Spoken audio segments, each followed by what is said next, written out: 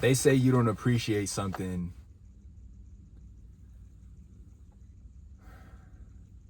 until you don't have it anymore. Did I leave my 9 to 5 warehouse job with no backup plan besides YouTube? Yes. Did it work out the way I planned it to? No. But I learned a lot from this choice. I learned a lot from this decision. I learned a lot from this experience, guys. And today I want to share some of that with you. For one, I came to appreciate and value my energy. You know, not having to go into an environment where I'm hearing gossip, where I'm dealing with people being two-faced, where I'm being disrespected, where I'm being even bullied at times, guys. Yes, at times I was bullied in the workplace in the form of taking equipment that I need to work and hiding it. Mind you guys, we are grown adults, yo. Everyone was an adult in that workplace. There was no child labor going on in this workplace. There were a lot of bad things going on. All right? There was a lot of things wrong there. But there was no child labor, okay? We were all grown adults.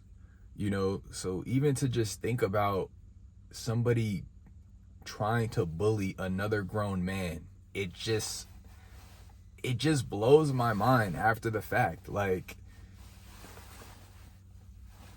it just makes you think, what's going on in these people's day-to-day, what's going on in these people's lives? And that's not my problem, quite frankly. That has nothing to do with me, and I don't need to suffer because of anybody else's, you know, whatever anyone else has going on, you know. And I've never been that type of person to try and put my problems on someone else, you know, and so I don't expect that back. And so, you know, leaving that 9 to 5 warehouse airport job really helped me come to value my peace in my day-to-day, because I wasn't having to report to a hostile environment, you know, 5 days out of the week for 8 hours a day. And branching off of 8 hours a day, another thing I came to appreciate, guys, is my time. You know, I wasn't having to commute to and from work anymore. I wasn't having to clock in at a certain time, you know. And if you're 10 seconds off, if you're even 1 second off, you know what I mean, you're getting yelled at, and you're getting not necessarily yelled at, but you're getting like admonished, like, you know. Mind you, even though work didn't start for another 30 minutes after the clock-in time, nobody worked the first 30 minutes. You walk in, you clock in, you walk into like a communal, like, kind of area, common area, and you literally just stand around and wait for the bosses to come. And, you know, they could come 15, 20, sometimes even 30 minutes after the regular employees have to clock in. So you're literally just standing around. You're just standing around.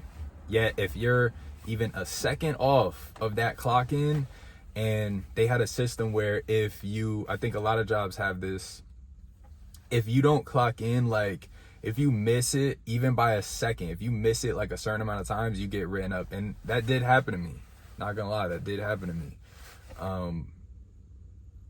But I just could never, like, I just, you know, and I understand being punctual, and I understand, you know, I get it, right? I get it, being on time. Wow, you guys see that?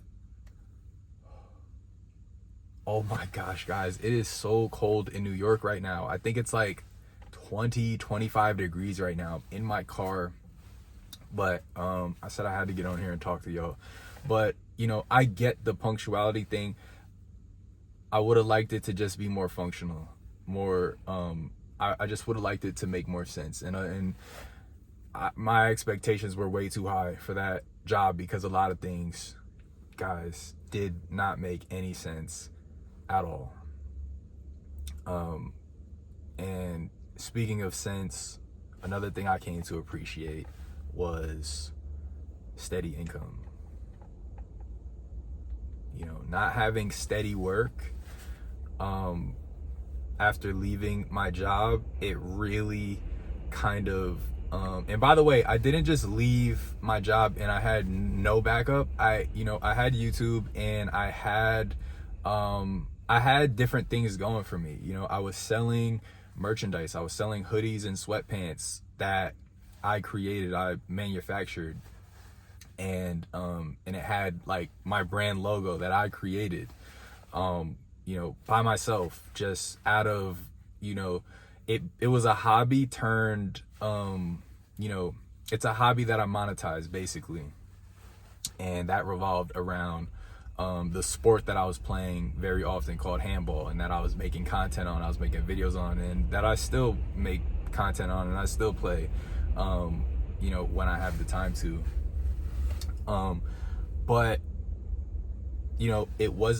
the income wasn't steady, it wasn't consistent. And so I really came to appreciate steady work. And, now that I'm having more steady work, I can, I really value and I really appreciate it. And what not having that brought out of me was a drive to work harder. It brought out of me a drive to overachieve and excel and really push the boundaries of what I'm capable of. And it made me really explore my options and really kind of like sit back and analyze, where is there money out there in the world? Because guys, there's plenty of money in the world, right? If we want to think about it, how much money is in the world, there is plenty of money in the world. There's no shortage of money in the world. And so, leaving my 9-to-5 job with no backup plan, with, barely any backup plan, it made me get kind of creative. It made me get curious about where is there money in the world that I can provide value for, and, get some of that money and get it in a consistent, in a steady way. Because, man, there's nothing like steady income, guys. For those of y'all who are working a tough 9-to-5 job, there's nothing like steady income. You can count on it, you can rely on it. And, I'm not going to get on here and say that a 9-to-5 job is terrible. Never do a 9-to-5 job. Will I ever work a 9-to-5 job again? Probably not. But, never say never. But, steady income is never a bad thing. Steady income is never a bad thing. Now, whether you have to clock in to get it, or whether you have to go out and, person to person, deal with people, whether you have to, get on YouTube, right? For those, for some of us are monetized on YouTube. I'm not yet, but I'm working on it. Whatever you have to do to get steady income, that's nothing but a blessing, especially as a provider, especially as somebody looking to support themselves, looking to do better by themselves, by their friends, their families, by their partners, right? If you have a partner, there's nothing better than steady income, man. Boy, I'll tell you, man, the first time it hit me, y'all, was when I was getting my phone bill every month. And I thought about my phone bill. I'm like, this phone bill comes in at the same price every single month. Yet now that I don't work now that I'm not working my 9-to-5 job anymore, my paycheck is not a steady paycheck. You know what I mean? It's some money here, it's some money there, it's some money here. And I remember I was doing live streaming. I was live streaming on my handball page every day, and I might get a donation here, and then I might get some YouTube revenue there, because that channel was monetized. And then I might get a close order here, and then I might do a side gig there. And like, I was doing a side gig where, actually I still do it every now and then, where I work with kids and Big Inflatables, one of my friends' companies. And so I basically referee games, I help carry the material, and you know, we work with schools and stuff, and basically I'm just a fun facilitator. You know, I'm just a fun facilitator. I make sure the kids are being safe. I make sure the kids are having fun.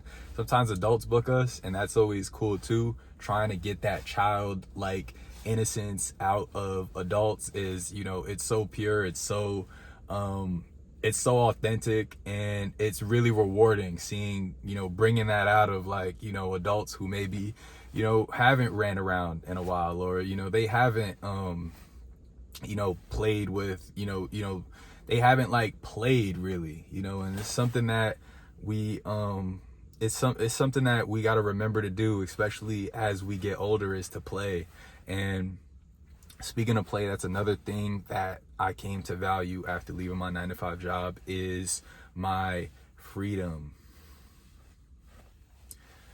Yes, my freedom, guys. I really came to appreciate and enjoy my freedom.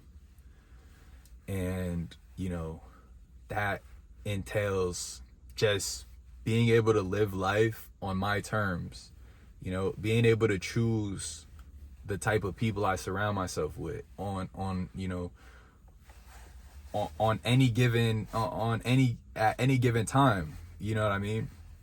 Being able to move around where, you know, freely wherever I want, being able to kind of just play and kind of just tap back into my roots and kind of like get that childlike kind of innocence back that we lose, man, after, you know, after being like bossed around and being disrespected and being around so much negativity, guys. It just sucks. You know, somebody commented on a previous video and they were like, you know, I'm working a 9-to-5 job and it's making me decent money, $32 an hour, but it's just soul sucking. And I resonated with that so much, guys, because this 9-to-5 warehouse airport job was just so soul sucking, guys. Like, it just drained all of your positivity, all of your optimism, all of my energy, guys. It just took it all out, because I'm going to this place and I'm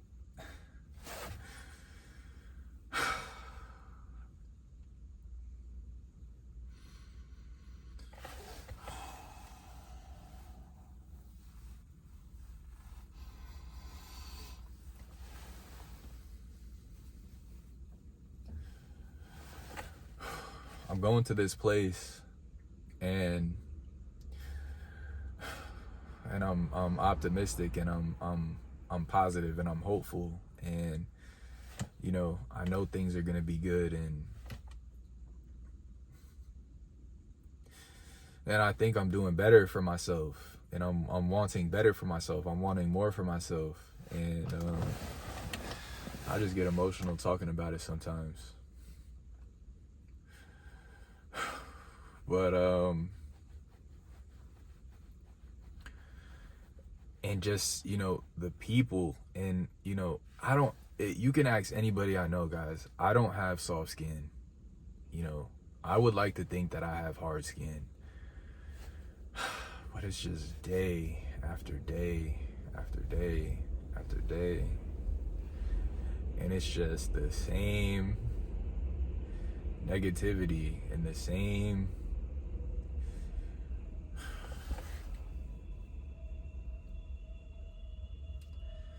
you know, what's the opposite of optimism? Like, it's just the same, like, just people just knowing it's not gonna work out. Like, how do you know things are not gonna work out? You know, people used to say, like, you know, back in like a couple years ago, like, people who've been there for years and years and years, a couple years ago, like, it was so good, like, you know, it'll never be good again, like, because XYZ, like, it'll never get good again. And it's just day after day after day, and it's just, you know, the gossiping, and it's just the okay, I gotta get through this, and it's just the I'm okay, y'all, I'm okay. It's just you know, it's just some memories that I just put behind me, but I'm bringing them back now. because I want to share this story with you guys. It's just the constant like stalling and like the constant underachieving. You know, it's the constant high school politics, and it's the constant backbiting and gossip, and this stuff just breaks you down day after day when you're the minority, when you're when you're just the overwhelming majority are having all these different things in common, and you just can't relate, and you just don't feel welcome. You don't feel a part of the team. You don't feel like you belong, right? I didn't feel like I belonged. I didn't feel like I was on the same team sometimes. And it's just like, are you guys doing this on purpose?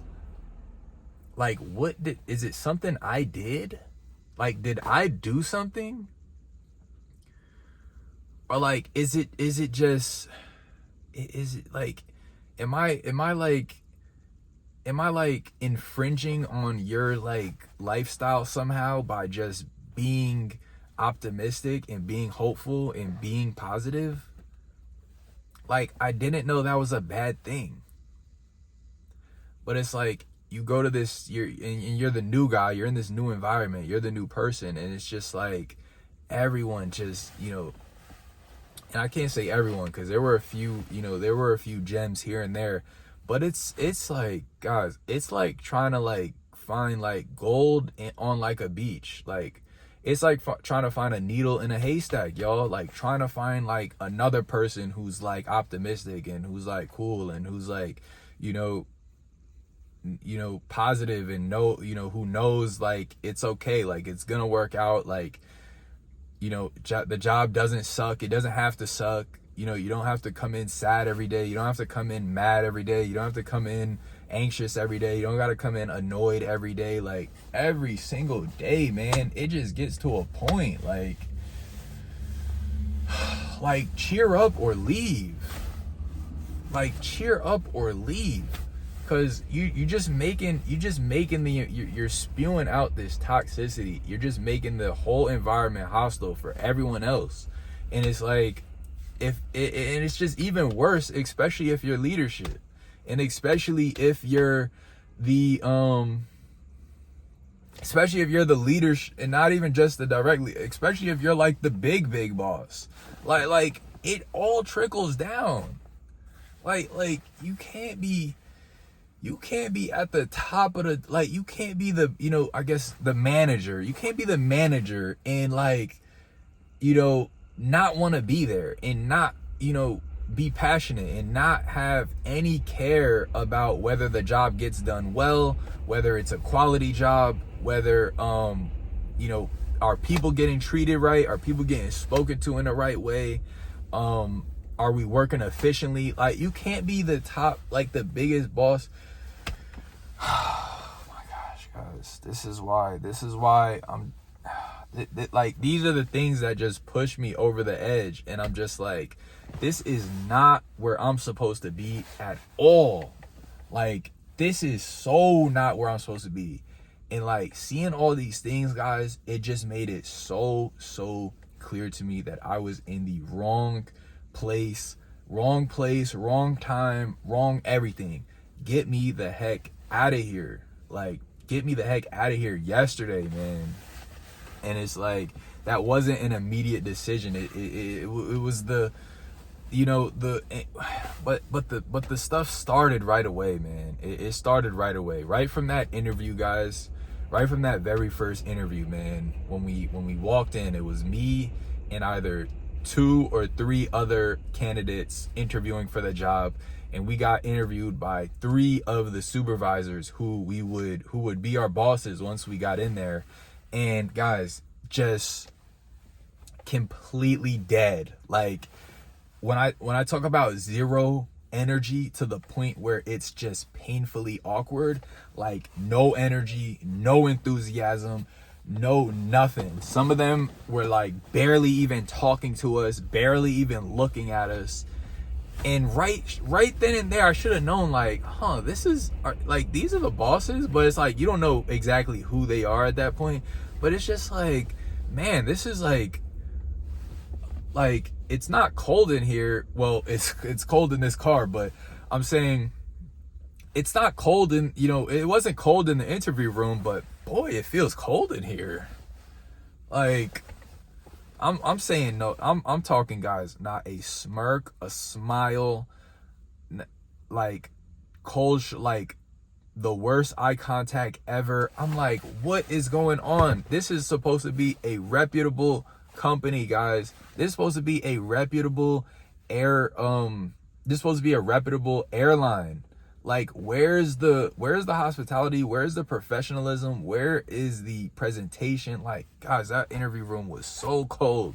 And then moving past that, getting into the training phase, it's like we got the person who trained us, it was me and like 30 other people. The person who trained us was like kind of like who you would consider like the cool teacher in high school, but it's like it's basically like the guy who would just give you the least work every day.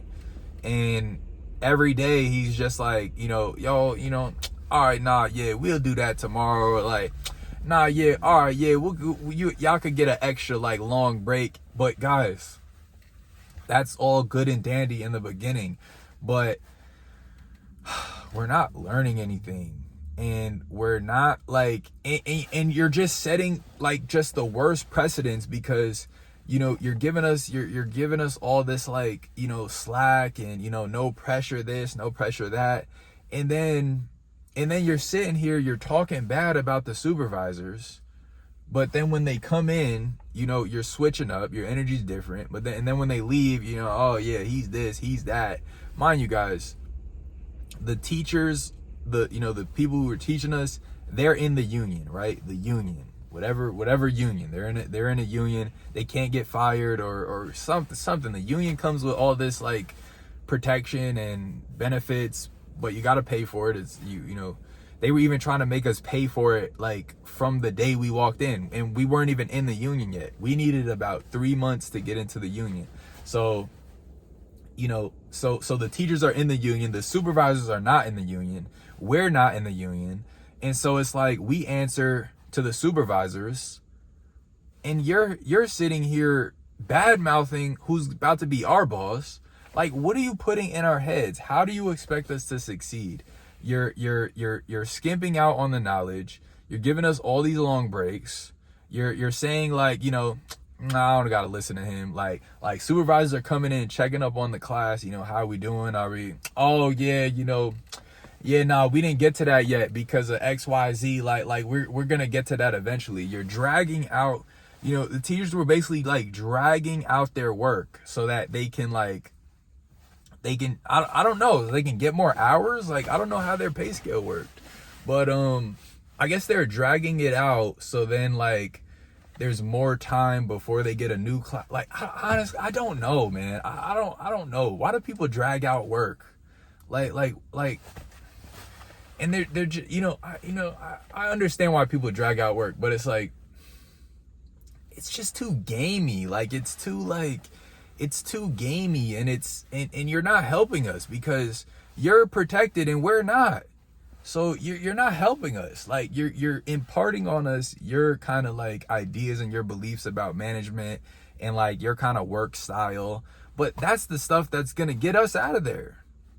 Like, we are not protected like you. And it's like, it's just awkward. It's just awkward when you're in a room with like everybody. Meanwhile, the supervisors are telling you, go learn from them. They're turning around and telling you like, yo, these supervisors are this, these supervisors are that, XYZ. And then it's like, you get on the floor, you start working, the supervisors are telling you to shadow behind like existing employees. And then like these existing employees are like, oh my gosh, guys, these existing employees are in this union thing. So they're not there's just a conflict. Like, there's just constant conflict. One person telling us one thing, another person telling us and showing us a different thing. And it's just like, what am I supposed to do? Like, on top of the negativity, on top of the gossip, on top of the backbiting, on top of the hide and seek games with the existing employees and the management, what, I see work coming, or I see somebody coming, let me go run to the bathroom, or let me go look busy in the shelves. Guys, a week or two in, oh my gosh, y'all, this place was something else, y'all.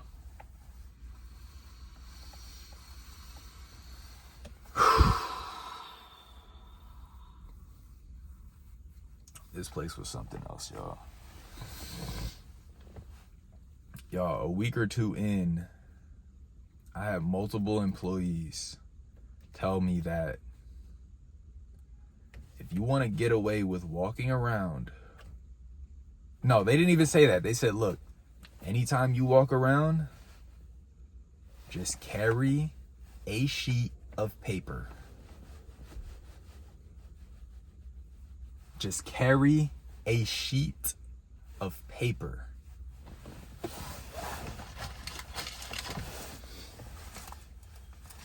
it have anything on it? Y'all, they said just carry a sheet of paper when you walk around. It's gonna make it look like you're busy.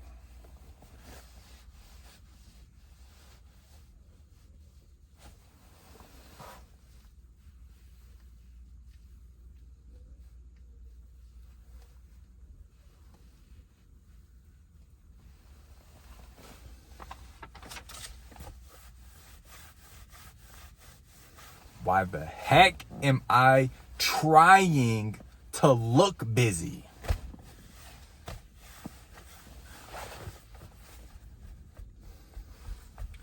Why am I trying to look busy?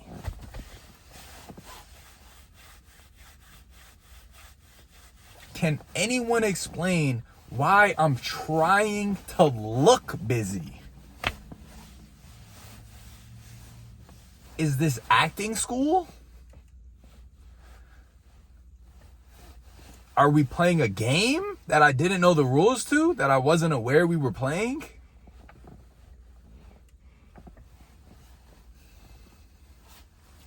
Ooh.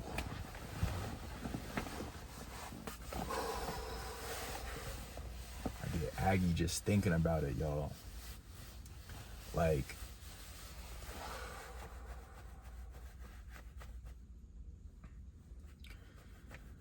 and so, when I tell you guys that leaving my 9-to-5 warehouse airport job with no backup plan wasn't all bad, it really made me appreciate a lot. And moving forward in my life, I have that negative experience, and I know what I don't want, and I know what I won't tolerate, and I know what's not worth my time or my energy or my passion. And so knowing what I don't want is now allowing me to embrace and get after and accept what I really want in life. And so I thank God that I don't have to do that job anymore, and that I have new jobs and I have new work that has been consistent. And I'm super, super grateful for everything that's changed for me. I really am. And I'm super excited, y'all, where my life is going. Excuse me. I'm super excited for all the new opportunities that have opened up, since leaving that job. And I advise you guys, for those of you who are looking to leave your 9-to-5 job, know that it's going to come with challenges. It might come with hurdles that you won't expect. And I would advise you guys to prepare yourself for some of the things that I mentioned in this video. Prepare yourself for where you're gonna find steady income. Prepare yourself for what you're gonna do with all your freedom, all your time. You know, think about what you're gonna do now that you have all this freed up energy. You know, what are you gonna put it towards? And sometimes it takes us leaving something in the past. Sometimes we just gotta get in that boat and just push off the shore with no land in sight, and discover what we really want. You know, and I just tell you guys, you know, just make sure you're prepared to the best of your ability. And you know, God got us, man. It's 2025 and God got us. There's never been any lack. There's only abundance. And you know, I truly believe that, and I want to impart that on you guys as well, man. 2025 is our year. YouTube has been amazing to me this year. I'm super grateful for you guys. Thank you for tuning into the videos. Thank you, YouTube, man. Oh my gosh, thank you, YouTube, for pushing out my content. It's been one heck of a year. It's only been 1 week. You know what I mean? Amazing week. Oh, by the way, guys, I got my gratefulness jar. That I bought in the last video, and it's been 1 week of January. I said I was gonna put one, me and my lady, that is, I got one for her as well. Me and my lady are gonna write one thing we're grateful for every single week and put it in this jar. And at the end of the year, we're gonna open it up and we're gonna reminisce on all of the amazing things that happened to us in 2025, man. So far, this is our first thing. And the thing is, y'all, there's so many different things that happen, so many positive things that happen and that are gonna happen. But, you know, I'm challenging my lady and myself to just pick one. Just take one thing every week and put it in this jar. And at the end of the year, we're gonna open it up and, you know, just look back on how amazing 2025 has been. And, you know, I pray that you and I both have an amazing year. I'm convinced we will. I love you guys. I appreciate you guys. And I'll see you all in the next video, man. Peace.